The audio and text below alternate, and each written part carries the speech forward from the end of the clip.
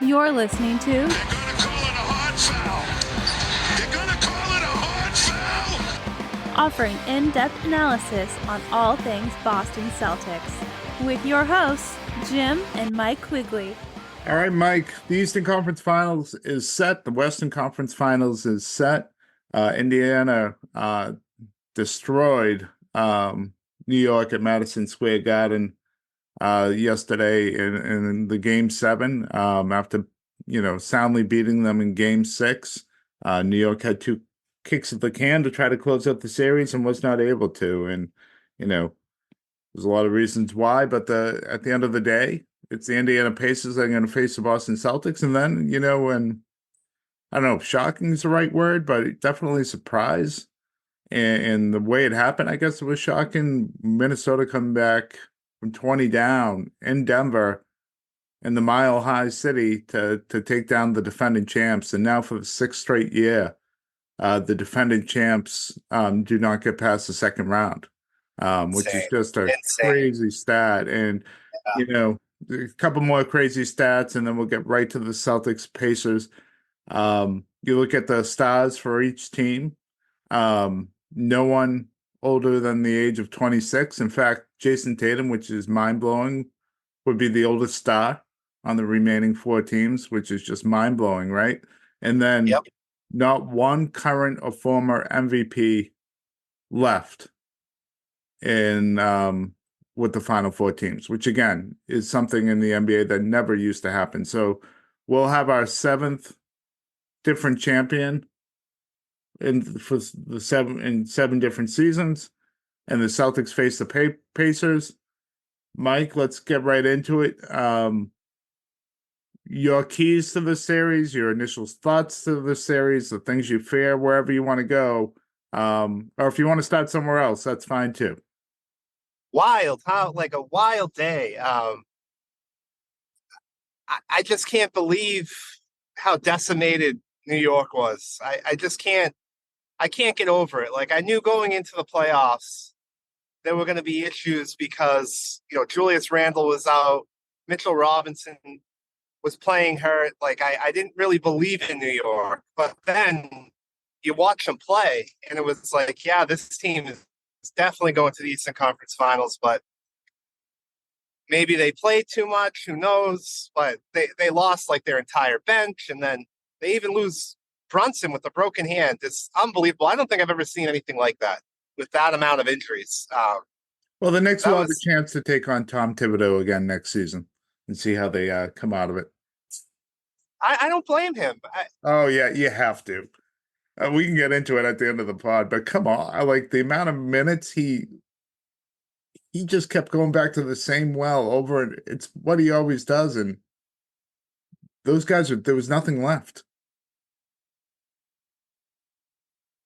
Yeah, I mean, I understand, but at the same time, like, I don't know what he was supposed to do with all the guys that he had injured to get to where he got. I mean, who was he gonna play? I mean, it's not like he ran the team into the ground in the regular season. If you look at the stats, the Knicks were playing just as much as everybody else.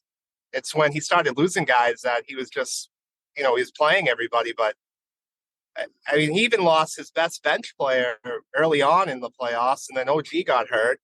I don't know what he had to play. Outside of Josh Hart playing every single minute, if you look at his stars, the amount of minutes they were playing, I was listening to this on the radio the other day. They weren't playing much more than like Jason Tatum and other stars.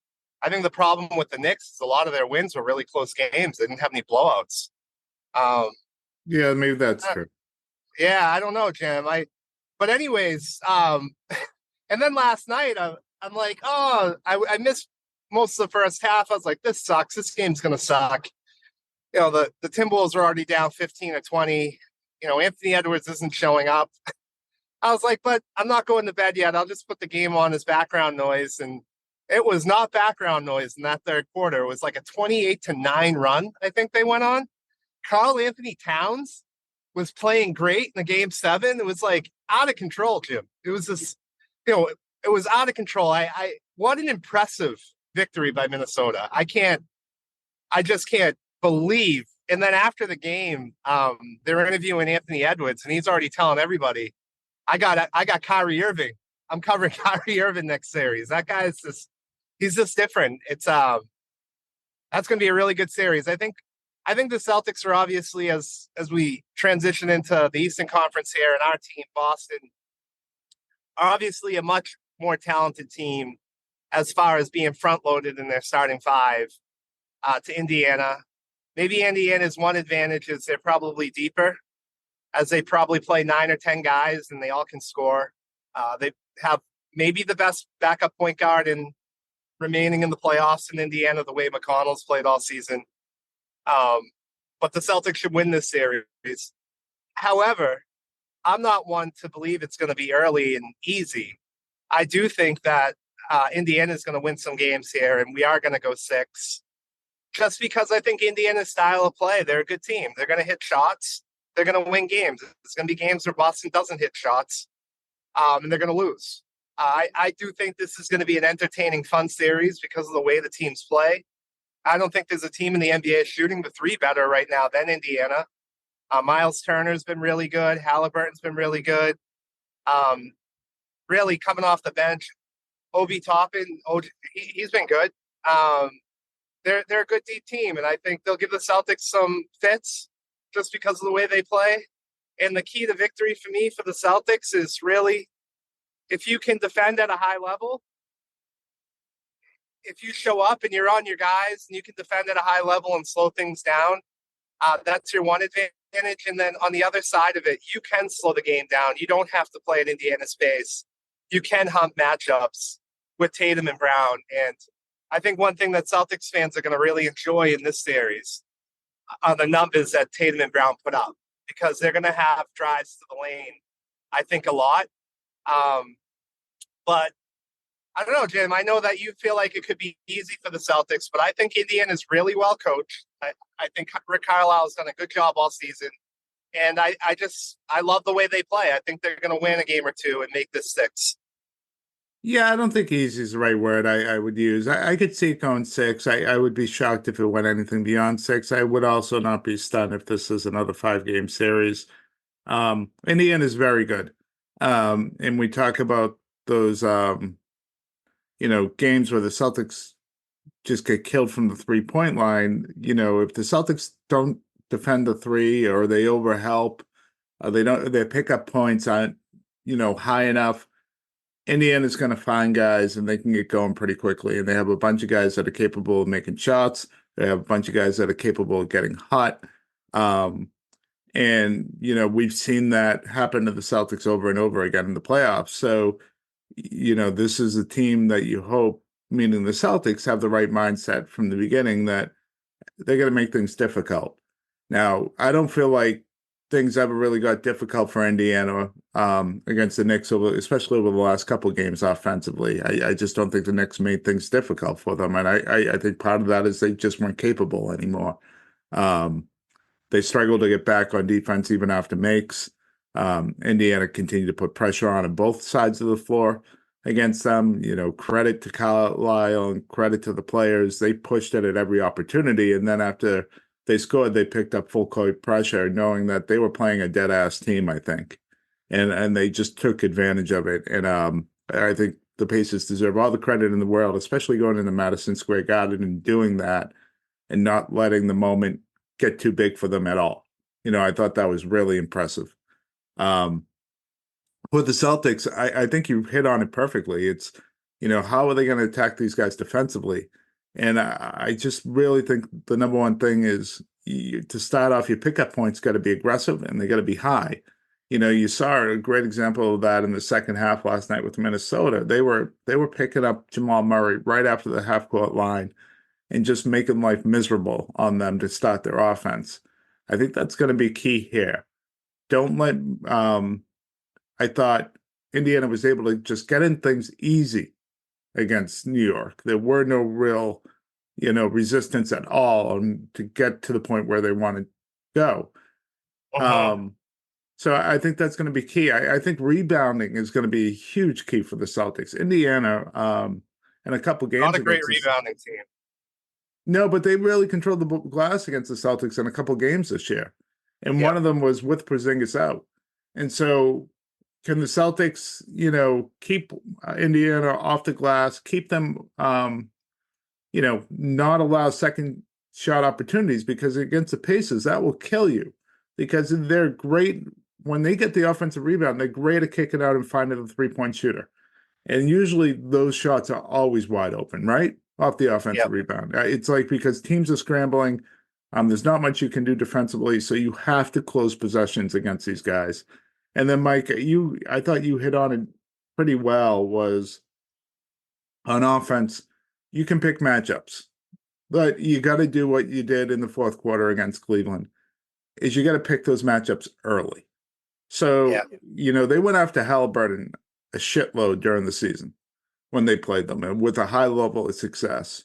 I expect to see that again. And there's obviously other matchups the Celtics can expose, but get after it early. Get this team in rotation. They're not a great defensive team.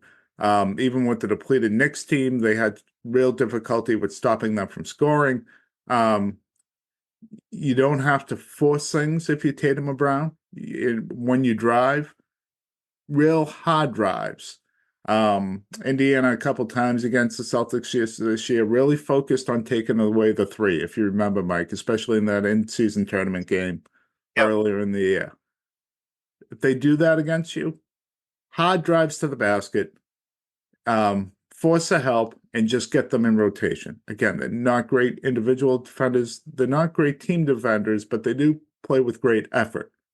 So if they're focused on one thing, kind of like Cleveland was, of taking away your 3-point shot, they might have some success, but that means other things are going to open up for you. I just, the other thing that Indiana does finally seem to have going well for them again is Halliburton. And that's the one thing that, does make me nervous. That guy himself, when he's playing with confidence and playing well, he can be an absolute game wrecker. And there are other players who are good role players. There are other players who can get hot, whether it's Shepard or, obviously Aaron Nesmith, who always seems to play well against the Celtics. But they're tough too. Yeah, Nemiar is tough. And then Siakam's, I know we didn't think it was a great pickup, but I don't think they get through the first 2 rounds without Siakam. No, and I think he's kind of, I thought in the first series against Milwaukee, I thought he held the offense back at times. They were able to take advantage of Milwaukee because of his isolation, but I thought he's played more within the offense, Siakam, over the last, 2 weeks or so against the Knicks. And Halliburton, is a game wrecker when he's playing with confidence and he's looking for a shot. So I think it's key to try to pick him up early, take away that confidence. And, especially these first 2 games at home. That's the one thing I'd really like to see change, Mike, out of the Celtics team. I fully expect them to win by a ton tomorrow night. I just think Indiana coming off this first round series, the Celtics waiting for them at home. I would not be surprised if this is like a 15-point win. Once again, it's a game 2 that concerns me. And I fully expect Indiana to almost win that game or win that game. I would love to see the Celtics, go full throttle, both games at home, and send a message to these guys that you just, it's cute what you're doing. You're a really good offensive team. You got some really good pieces, but you're not really here yet. And the Celtics are capable of that. And they should. That's what should happen. If this is really a championship team, this is what should happen. They should send a message. And even, I don't mean you blow them out, but even if you take Indiana's best shot in one of these games, you still beat them. And I think we both. That's what needs to happen. Know, I think we both know what's going to happen in game 2 is if there's a blowout in game 1. They'll go back to Indiana 1-1. This has been the story of the Celtics for a long time. Until they change it, that'll be my attitude. Yeah. I don't blame you. One thing I want, 2 other points about Indiana in this series is point number 1, the Celtics are going to get fouled a lot. Indiana commits a lot of stupid fouls. Yeah, Aaron Nesmith is trying to develop himself as hard-nosed defender, and he's getting there. But he fouls a lot. He makes a lot of stupid plays. So hitting your free throws, I do think, is going to be key in this series. The Pacers are going to take away the three-point line, and they're going to give you the paint. So really, like, you got to dominate when you're in there. You got to finish. You got to get to the line. You got to make your free throws. That's going to be a big part of this. On your stops, when you stop them, that's when you're going to have your opportunity to get your looks from three, because you're going to be in control of the pace, so you can drive and dish at that point when they're not able to set up their defense.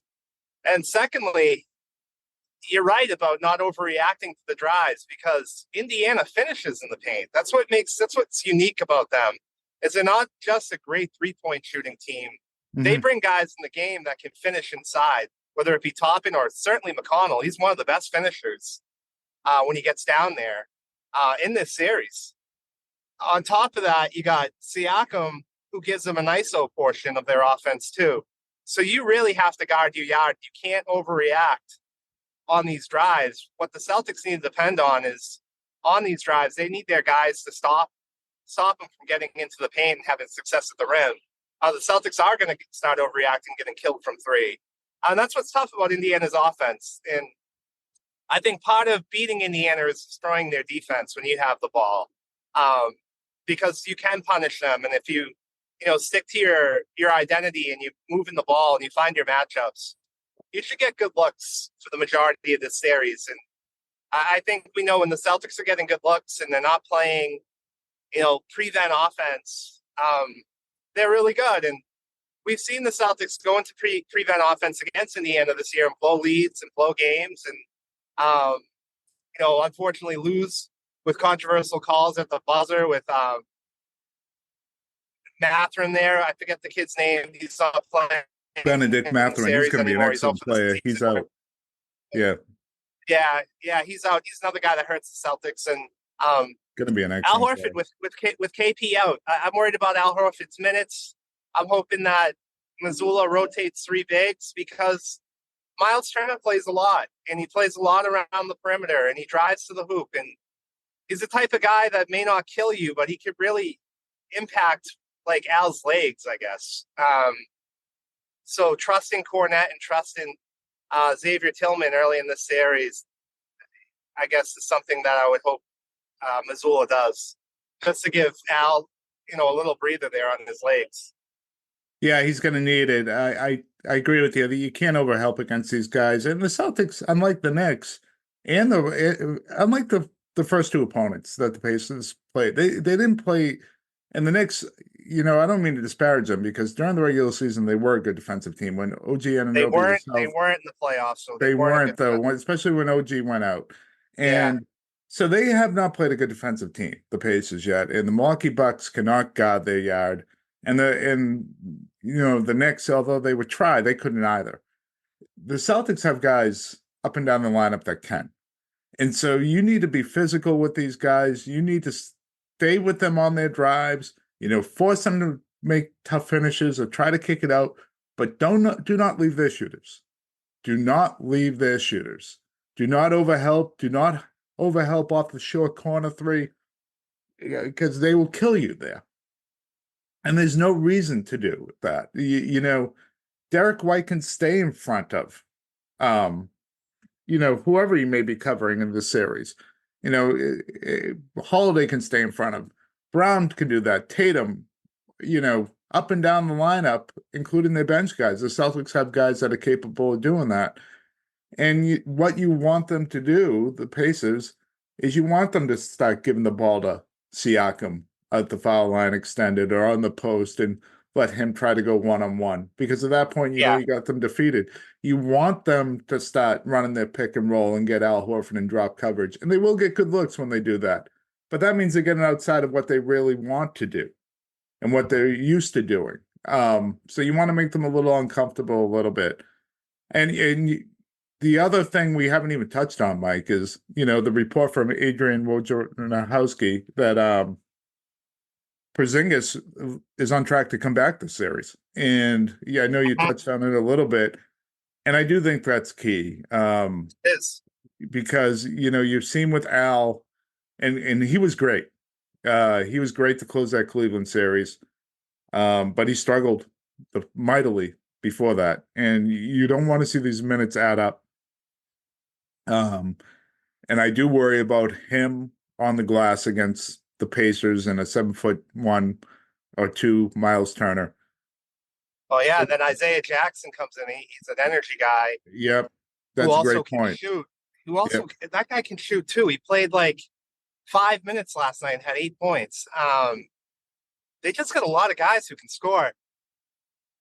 I like if KP can play. I mean that's such an advantage, obviously, for Boston when you talk about pace, because then talk about slowing Indiana down by feeding KP high post extended against Turner or Jackson or Siakam. He's going to really own that matchup, and if they double off him, the Celtics are going to have a lot there.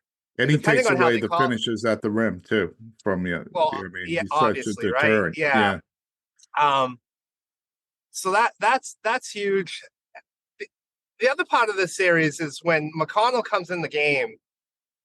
Maybe it's Pritchard. The Celtics have to find that guy who can keep him out of the paint. Yeah. Because he's been changing the momentum a lot of these games in the playoffs, where he's come in games actually where Halliburton hasn't played well, and it's been McConnell minutes that have gotten Indiana back in it. And it's not just him driving addition; he finishes, whether it's a pull-up jumper or just going straight to the rim or getting to the free throw line. I didn't realize he had this offensive game.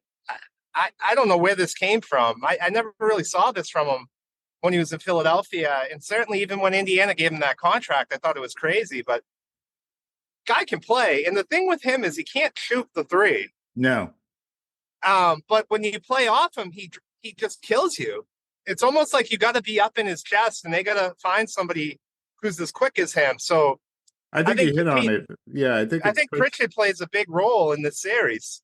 I think it's Pritchard, and when Pritchard's out, I think you have a guy like Holiday, pick him up and is physical with him. And he's had some success in the past against the Celtics. He's had some stinkers, but he's had some success against them both here and when he was with Philly. I forget who he was with between the two teams, but yeah, no, I think maybe it's Pritchard, and hopefully he can take that personally and show that he's every bit the player that McConnell is in this series. No, he's been really, really good. He's scoring in double digits. He's making assists. He seems to be making all the right plays. He's been a tough son of a bitch, and really a nice player for Indiana. The other thing I don't want to see happen, and it happened early in the Cleveland series, is where Tatum would go after Max Strus and early and often, and without a lot of success. And Strauss ended up being a little bit better defender than I think I gave him credit for. He was a lot better defender than I gave him credit for. Neesmith, he's going to challenge Tatum in the same way. Don't take the bait. Just run the offense. Screen it, find Halliburton and attack him. There's no reason to go after Aaron Naismith. He's not a great defender, but he works at it, and he's going to give it his all, and he's going to play every possession, and he did a really good job the last couple of games against Brunson. Just don't take that bait. You don't have to. You have so many options, and you have other guys you can go after. I mean, the Pacers really don't have great wing defenders at all, so you're going to find things that you like in this matchup. Don't take the bait. And that leads me to my next question, Mike. The Celtics, what's been kind of, this playoffs has lacked suspense because the talent they've gone against really hasn't been great. I guess you had some villains against Miami because there were some, demons you had to exercise. But is there going to be a villain in this series? Oh, I think so. I absolutely think so. I think we're gonna fucking hate McConnell by the end of the series. I think he's gonna be a pain in the ass. I don't think it's gonna be like a big time villain like a Draymond Green or anything like that. And also, well, that's what I mean. Is there gonna be a guy? If Halliburton's playing well, he talks shit to the crowd. He imitates players in their celebrations as a way of mocking them. I definitely think he could be a villain if he's balling out. I mean, he was wearing a Reggie Miller shirt at the press conference yesterday, kind of rubbing it into New York. Yeah, I think he's good enough, obviously. Yeah, But is he that's the guy that that's the it. crowd's gonna boo every time he touches the ball? You know, I don't think um, that's happened. I don't think there's a player like that. I think You know, the one guy I could see it happening to is Neesmith. I could see him making a hard foul or getting not in even doing someone's it on face. purpose because he's so out of control. Yeah, yeah, and like I could see him becoming like the target Yeah, yeah, of the that's a good crowd. point. Yeah, Mhm. but again, it doesn't look. This is a really it's a well coached team. Rick They're a real Carlisle, likable team, quite yeah, honest. Yeah, they're on the rise. Um, and I think this all becomes really though about the Celtics, Mike. At the end of the day, if they want to make the moment too big for the Pacers, they can. If they want to, even if the Pacers are playing well, if they really want to big brother this team in this series, as you see happen in the NBA all the time, right? They should be able to do it. And well, that's the that's what I'm thing. looking out for. Yeah, and I think it happens in the fourth quarter of games. I think we're going to see a lot of Exactly. games going into the fourth quarter really close, or the Celtics are right there. The Celtics have a little bit of a lead. I think it's about the pulling away in the fourth quarter where things get a little bit tighter. The game's not wide open like the way Indiana wants to play. And you saw that 3 games in New York, especially in games 1 and game 2 when Indiana went down 2-0. They just got tight in those fourth quarters, and New York was able to pull it out because before OG got hurt, the Knicks were one of the best teams at closing in the NBA in the playoffs. I'm also looking forward to matchups. I am interested to see on the defensive end who the Celtics put on Siakam. Obviously, That's Jaylen been a Brown had Jaylen Brown. Yeah, yeah. a ton of success against him in the bubble. But you also have, Jaylen Brown has shown he's been one of your best on-ball defenders this year, and I wonder if he's talking to Mazzulla saying, "Give me a crack at Halliburton," because we saw how well Tatum defended Mobley. Um, and maybe Tatum gets some minutes on Siakam. So I do think the matchups are going to be interesting. And yeah, I predict Celtics in 6. As far as the Western Conference goes, Jim, I have no idea what that series is going to be. I think, Let's stay. So yeah, you talk about matchups. How does Indiana match up against Boston? I think they have a tough time. I do. Yeah, I think they have a tough time. there's You know, mismatches everywhere, right? yeah, I mean, Nimhard has showed himself to be a good on-ball defender, but he lacks size. Small. Um, Yeah, he is small. He's tough as nails. So, I mean, that kid's got balls. he That is, that deep but three he hit in Game 6, or was it whatever game it was? That was a huge shot. yeah, no, he does, and his Yeah, size didn't impact him because the Knicks were small. Um, but the Celtics are yeah. not So I small. could see Holiday posting him up. It's almost like if they put Neesmith on Tatum, Who covers isn't it Brown? another efficient, like high scoring series for Jaylen Brown? I just see him having a lot of like I just efficient high scoring games Yeah, because well, I that just that means they yeah, would have to put Siakam on Brown, and Brown is going to eat that alive. that's what I mean. Yeah, Yeah, yeah. maybe they play zone. I don't know. Well, that would Rick Carlisle won the NBA Finals playing zone with Dallas, so yeah, maybe that's what they do. Yeah, maybe they go zone.